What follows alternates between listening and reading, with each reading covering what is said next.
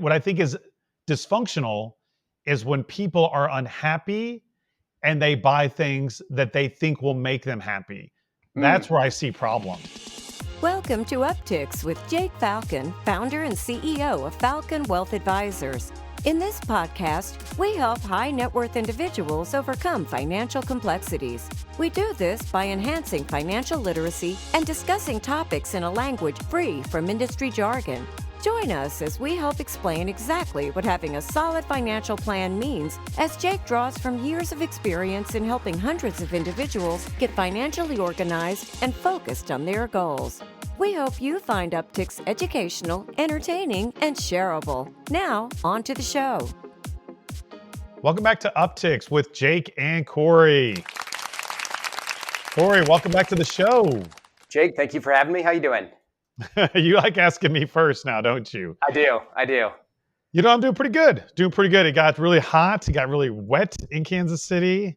My travel has calmed down, which is nice. As you and many of our listeners know, I'm a bit of a homebody. I think it's funny, Cory, when I ask clients what they want to do in retirement, the number one answer is travel.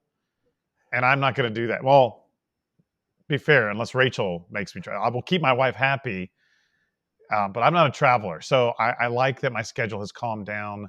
Good. And I'm a homebody. And our house is coming along. Got some wallpaper, furniture. The library's coming together. So that's been really cool to do. And I got a golf lesson. And I got a really good lesson from a new instructor to me. And she was checking my weight transfer and all these things. It was really cool. So I'm excited to go play again because hopefully she can help me hit it a little bit straighter. Nice. Okay, so that's different than who it was that helped you with adding the distance. I think it was maybe last week we talked about that. Yeah, that was in Tulsa. Yeah, I got that lesson in Tulsa. This one was in Kansas City. So somebody to help you hit it longer and somebody to help you hit it straighter. That's good. That's the hope. That helps with golf. Now I wanted to ask you, this is the longest you've ever been away from Falcon Wealth Advisors. How are you feeling about that? You know, it's funny, Jake. I thought to myself just today, as of this recording, this is the longest in probably 15 years I've gone without putting on a suit. So I had the same thought, right?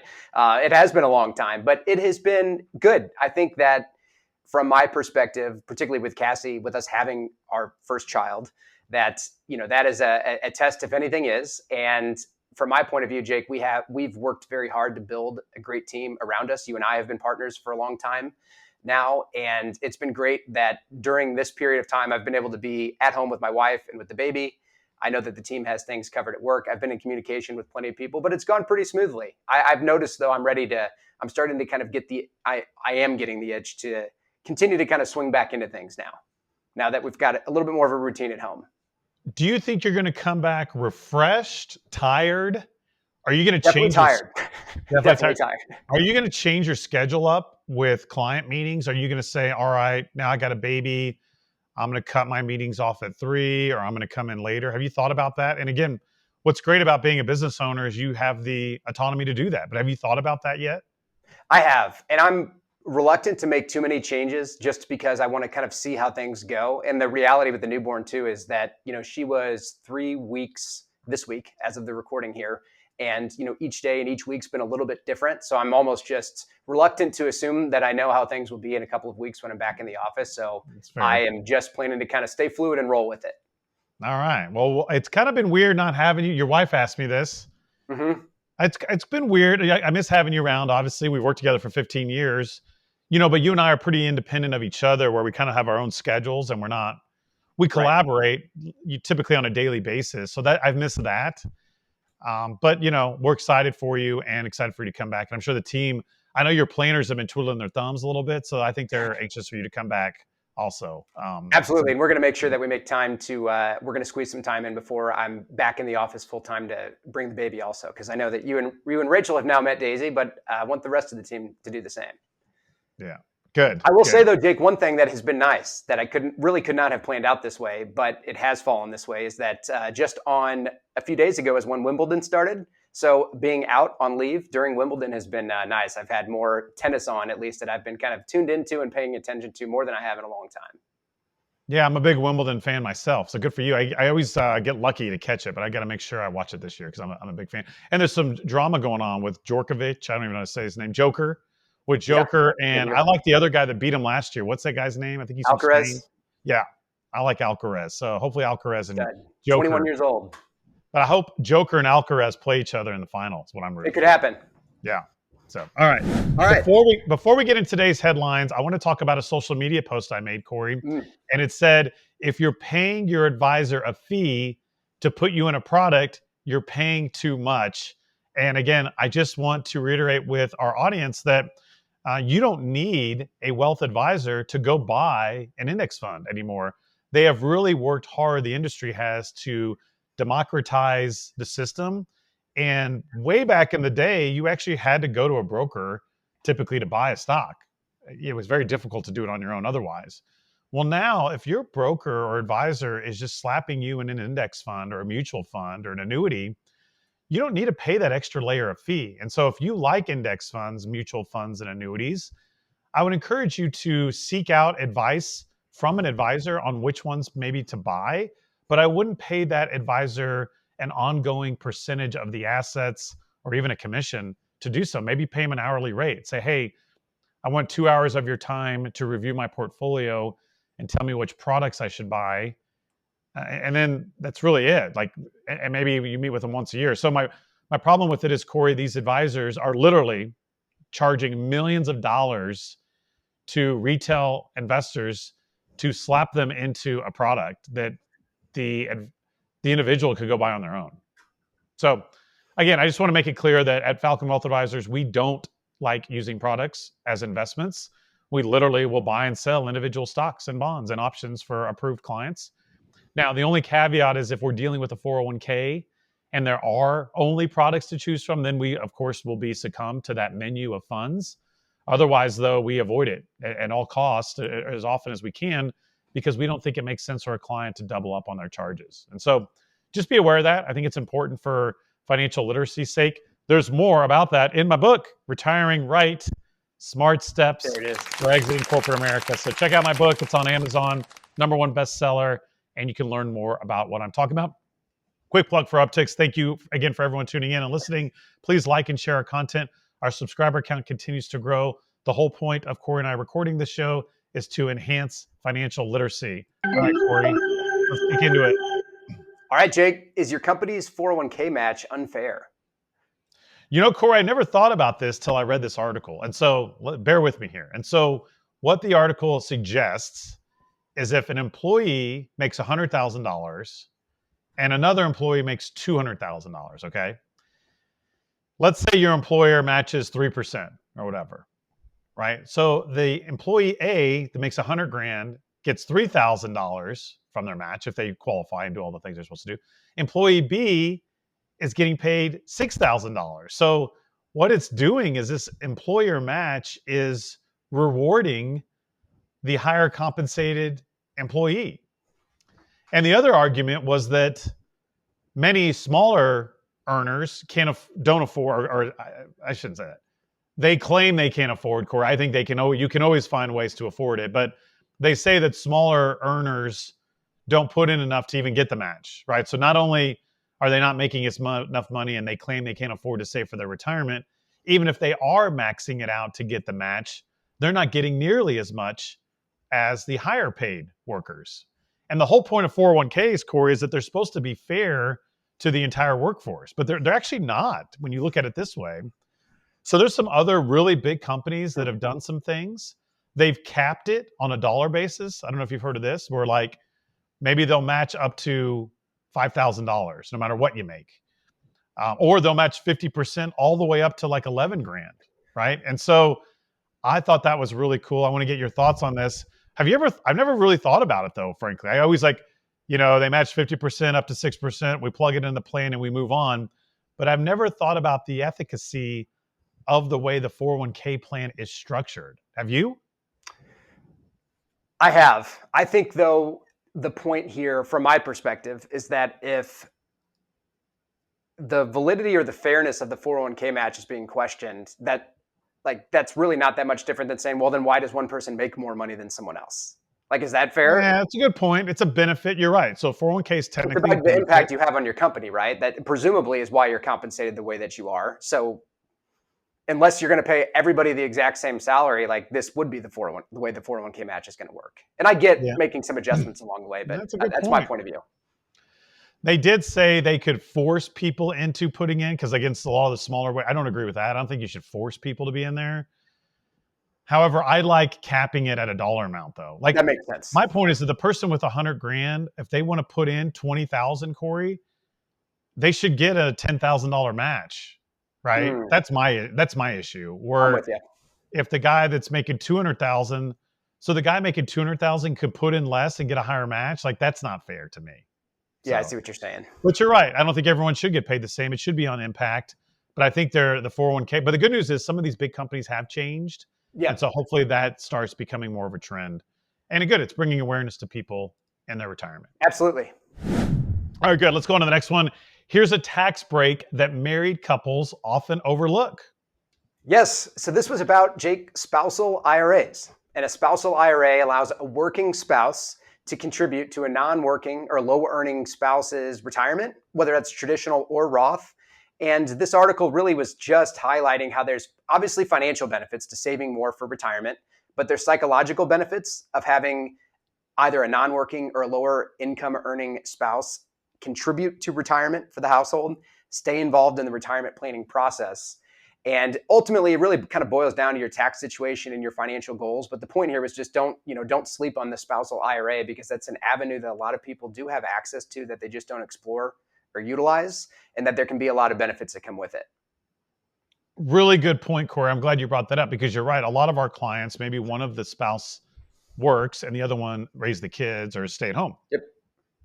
That doesn't mean that person that stays at home can't contribute to an IRA.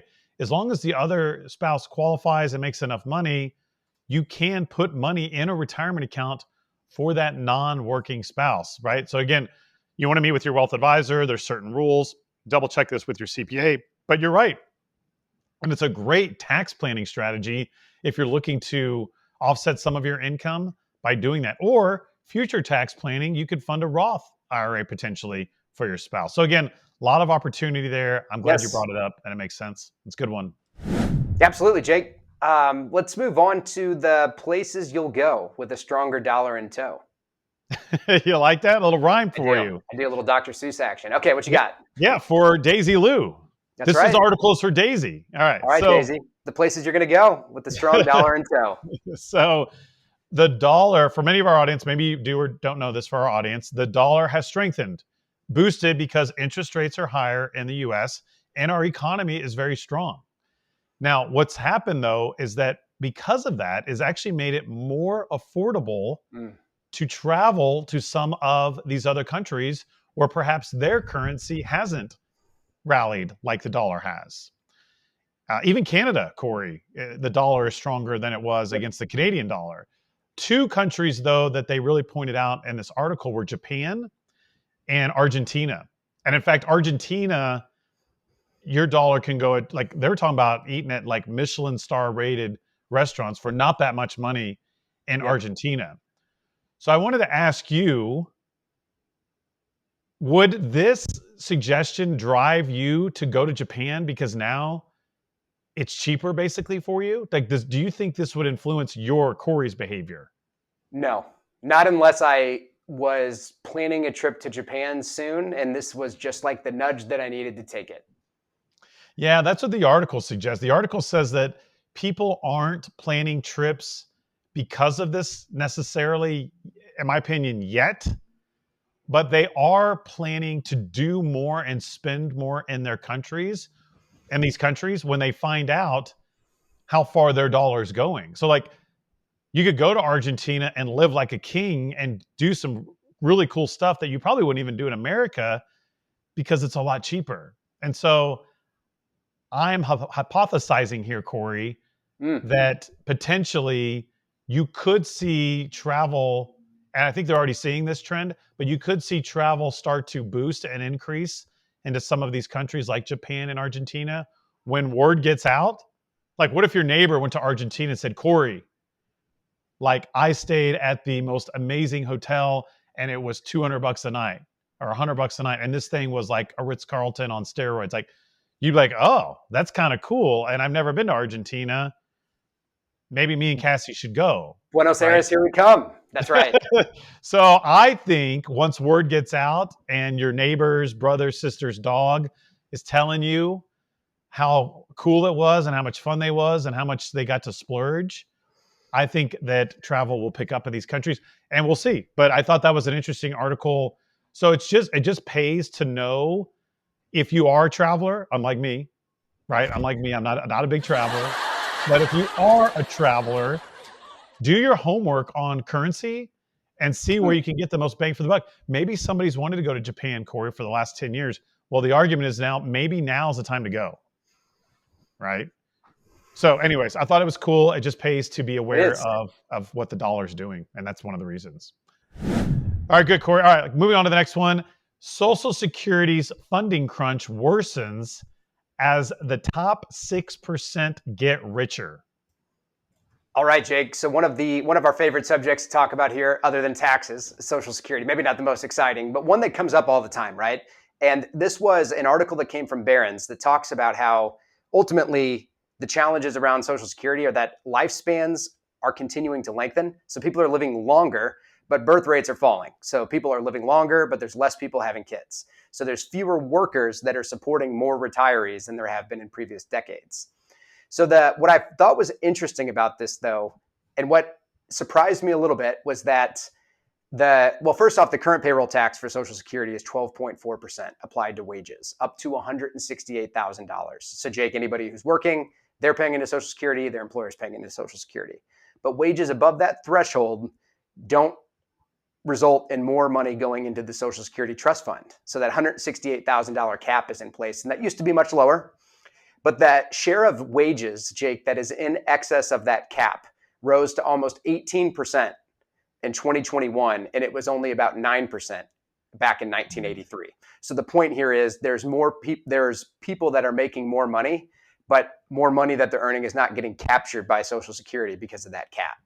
So really, this just is, it covers adjustments that Social Security makes, but they were talking about what the fixes are, what the changes in place could be, and really highlighted the fact that no expectations anything's going to happen immediately. But the reality is that elimination of that income cap or raising the payroll tax higher than 12.4% is ultimately something that's going to help the funding. But I just wanted to kind of point that out and see if you had any thoughts on that. Yeah, I think we talked about this on the show, and we've talked about Social Security a lot, is that I don't think anything's going to happen, though, Corey, till it has to happen. Correct. I think no matter what, it's a tough, it's like you're damned if you do, you're damned if you don't, because if you're suggesting that they need to lift the income cap, well, then you're going to upset the high earners, right? Yep. And if you don't do it, though, it's still going to probably run out of money, which is going to upset a whole lot more people than just the high earners. And so I agree that a small change like that, while it will impact millions of people, it will help solve the problem, though. So that's the good news, is that I don't think people should be overly concerned about the solvency of Social Security. It's just going to take the right politician making a tough decision to save it. However, I think they're going to wait till they're going to wait till the end. 10 more years, right? Yeah, they're going to wait till it's almost done, and then they're say, okay, we have to do something. This is what we're going to do. Be interesting to see, though, too, like how birth rates are very important. Obviously, that's a huge influence on the economy. And it'll be interesting to see what needs to change for birth rates to increase. And I don't know what that is. So I think they've done things in the past with the tax code, right? But incentivize people. Is $500 really going to help you raise a baby? No. Nope. So it's a whole lot more. $500 won't get it done. Yeah, it's a whole lot more, as you know, it's a whole lot more expensive to raise a kid than what any tax cut they're going to give people. So I don't know. Hopefully the birth rates do increase, and that helps. That'll help obviously as well. So yeah, I think that has a huge impact, a bigger impact maybe than people realize. Because what I do think is interesting about this, though, Jake, is back in the early 80s, when there was a Social Security funding crunch, it was not until the 11th hour when the Reagan administration actually implemented taxation of Social Security benefits as a way to support the system. But that's we literally have an example from 40 years ago of things getting down to the 11th hour before a change was made to improve the program. Right. Right. Improved funding. I don't know about the program. So anyway, let's Yeah. let's move on, Jake. So how much happiness can your salary buy? Researchers cannot agree. Yeah, and I don't know if I knew about this, Corey, but there's a study done in 2010 that suggested $75,000 a year was the number that people needed to make to be happy. Did you know about this? Yeah, that's Daniel Kahneman, right? Kahneman, that I think you're right. I don't remember for Thinking sure Fast from and the. Slow. I think is his. I think he was one of the people that was one of the Oh. researchers on that. But anyway, go on.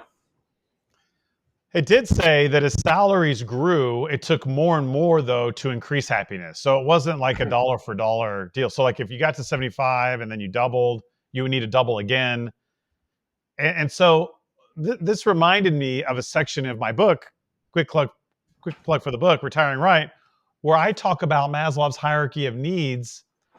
And I think that once a certain level of basic needs are satisfied, that money isn't as important to people, right? Except there are certain groups of people where money does drive their happiness, and I don't think that's something to judge here. I'm just saying, generally speaking, if you have clothing and food and shelter and education and medical, right, and all the things that the base necessities that you and maybe going up a little bit, right, maybe education's a little higher on that. You have those things, then money is not as important to a lot of people. And so I just thought it was interesting, though, that the more people made, now they're rewinding that a little bit and saying that maybe that doesn't matter as much. And they're also arguing that maybe $75,000 doesn't matter as much. So I guess the whole point of the article is that they're like debunking this a little bit. And they're saying that there's people that make more or less, and it doesn't necessarily correlate. And that's why it says they can't agree. I think some people argue that it does, and some people argue that it doesn't.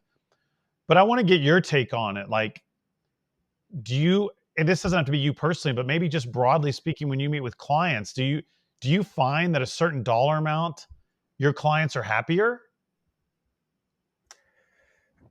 No, I really don't. I don't think that I would say it has anything to do with a level of income or even a portfolio value. It really, from my perspective, Jake, it boils down to someone clearly understanding what is important to them and what matters to them, and that money is ultimately a utility, as opposed to just collecting money for the sake of gathering as much of it as possible. That doesn't always lead to happiness for people. But really, if you're working and earning and saving and sacrificing for retirement and doing all of those things, there's a reason you're doing it, right? You're doing it so you can live a certain lifestyle, so you can travel or stay home, Jake, in retirement, whatever it might be, whatever your choice is. But the point there is that you're working and earning income and saving money for something other than just the purpose of earning and saving it. So that's kind of my experience. But I do think that it almost seems like no matter how much money somebody has, that they often think that they need more to be comfortable or to be happy, which I think there's an important lesson or a valuable lesson in that too. Right. There's two things I want to point out on this. Is that one, I think people need to be clear about their purpose, and nothing to do with money. You need to be clear about your purpose, whether you're working or retired or whatever. Check in on what your purpose is. What is your reason for existence? Right? What drives you? What are your values? Right? What is that big thing that's very important to you? And it's unique to everybody. And you know what? It can change also, by the way. And so right. I think people need to check in on that. And then money's not as important to that. And then I think it's appropriate to buy something in celebration. You had a baby, you guys redid a room, right? Or you bought a crib or whatever, or whatever. Maybe you bought a watch. I don't know. Maybe you bought a tennis racket. I think that's an appropriate way to an appropriate relationship with money. What I think is dysfunctional is when people are unhappy and they buy things that they think will make them happy.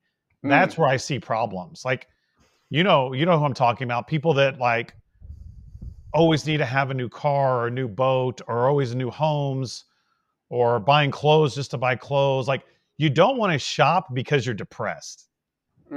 Right? Especially if you're worried about money. Yeah, exactly. Well, even if you're not, even if you have tons of money, it's still a very dysfunctional relationship. So again, it's getting a little deep here, but I just want to challenge our audience to say, okay, what are my values? What is my purpose? And when I'm buying things, am I doing it because it's aligned with my purpose? Or am I doing it because I'm in a bad mood and I think buying this, I don't know, buying this purse is going to make me happy? But you know what happens, Cory, is when you do those you make those purchases, that endorphin, that, whatever serotonin, whatever you want to call it, wears off. And you know what? You become unhappy again. And it turns into an addiction. It turns into a problem, and it's dysfunctional. So again, I'm lucky I haven't seen that a lot, but it does happen, right? And I think it's a lot more common than people realize. So again, I just want to challenge people, when you're making a purchase of a luxury item, something you don't need, right? I'm not talking about going to the grocery store necessarily, right? Or paying your electric bill. I'm talking about, you're going to buy something that you don't necessarily need. Are you buying it because of the direct impact it has on your purpose and your values? Are you buying it because you got some other emotional issue going on? And you know what? If you realize, like, you know what, Jake, I don't care. I'm sad. This whatever is going to cheer me up. It's only $50. It's okay, as long as you acknowledge it and you bring awareness to it, because that's where I think people can get in trouble, is if they're spending on things and they don't understand what they're doing. Then you're doing potentially permanent damage to your financial plan. Then you're going down a slippery slope, and it can be really bad. And so that's what I want people to focus on when they're doing it. I think that's really good, Jake. And I think that's it's a good perspective and a good way to challenge the audience. And I would say that if, for my call to action here, Jake, for anybody who's watching or listening to this, if you feel like you have a dysfunctional relationship with money yourself, or you feel like this is something that you struggle with, reach out to the team at Falcon Wealth Advisors, because we can help. We have a great financial planning group that can help from a budgeting standpoint and cash flow. Jake, you and I have a lot of experience from conversations with individuals, books we've read, podcasts we've listened to around some of the emotional elements in all of this. Because I do think my observation here, Jake, so we spent a number of nights in the hospital the last couple of weeks with this baby, lots of different nurses coming and going. And several of them, right, would they shift from day to night, night to day, so on and so forth, and say, so what do you guys do? I would tell people what I do. And it was interesting to me how many people, almost like immediately, it was almost like if I told someone my partner and I own a wealth management firm, it's almost like somebody was pressing play and it was like, oh, I need a financial planner. I need to spend less money. I need help planning. And it's like almost the same thing that I heard from several people. But it's interesting how people have the mindset of like, well, I need to get my stuff in order and then I'll talk to somebody who can help me, instead of saying, I need help. How do I get my stuff in order? It's kind of like punting. It's kind of like punting it or delaying it. And why is that? One of my buddies told me this the other day. I think he watches Upticks, and he says, I enjoy your show. And I was like, you should get our other friends to tune into it. And he's like, just like, he said something to the effect of like, just like people's diet or exercising, they all want to ignore it, and they think that it'll take care of themselves. Like, it was a very, very thoughtful insight he shared with me. And I was like, I never really thought of it that way, but he's right. People don't want to eat healthy. Right. I love chocolate chip cookies, right? So, but it's like, I don't want to need to listen. It's kind of like, I don't need to listen to a health podcast to tell me that I shouldn't eat a chocolate chip cookie, as an example. Maybe you do. But maybe I do need to. Well, but I think that's the reason that I wouldn't in that example. Like, that's the reason I just avoid it. Right. Because my point is, if you were telling everyone you were a dietitian, I bet they would be saying, I need to change my diet. Exactly. Yes, that's and exactly. I think to challenge you should come back when people say that and say, well, what are you waiting for? Right. Why are you waiting? If you haven't gotten everything in order yourself to this point, what makes you believe that now you're going to? Yeah, it's like, why wouldn't you? Not to sound like a jerk, but you know what I mean. No, I would ask people. Maybe I'll start doing it. It's like, why are you waiting? Let's meet. Like, what are you waiting for? What are you waiting for? Right? Let's get healthy physically, mentally, emotionally, financially. What are we waiting for? Let's do it now. Now is the time. I like it.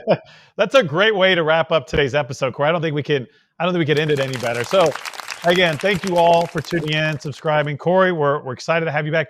What are you on now? A couple more weeks? What are we thinking? The 22nd is when I have meetings first scheduled back in the office. So good. So you'll be back soon enough here, July 22nd. We're glad to hear Daisy's doing great, Cassie's doing great, and you're doing great. And again, thank you all for tuning in. We hope everybody out there has a great week. Thank you for listening to Upticks. Click the subscribe button to be notified when new episodes become available. Also, be sure to visit our website, falconwealthadvisors.com, and click the Contact Us button if you'd like to meet with Jake and his team.